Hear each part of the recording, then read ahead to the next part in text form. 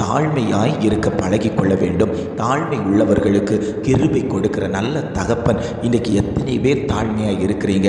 என்னுடைய காரியத்தில், என் பிள்ளையினுடைய காரியத்தில், என்னுடைய பொருளாதாரத்தில் நான் தாழ்மையாக இருந்து கொடுக்கிறேன் என்று எத்தனை பேர் நினைக்கிறீர்களோ அத்தனை பேருக்கும் ஆண்டவர் கிருபைகளை தருவார், உங்களை வழி நடத்துவார். எவரையும் மேன்மைப்படுத்தவும் பலப்படுத்தவும் கர்த்தருடைய கரத்தினாலே ஆகும். நான் ஐஸ்வர்யவான், நான் பணக்காரன், நான் ஆஸ்தி உடையவன், நான் எல்லாம் எதற்கு ஆண்டவரை தேடணும், என்னிடத்தில் எல்லாம் இருக்கிறது, இவைகளை வைத்துவிட்டு நான் இதற்கு ஆண்டவரிடத்தில் நன்மைகளை பெற்றுக்கொள்ள வேண்டும் என்று ஒருபோதும் நினைத்து விடக்கூடாது.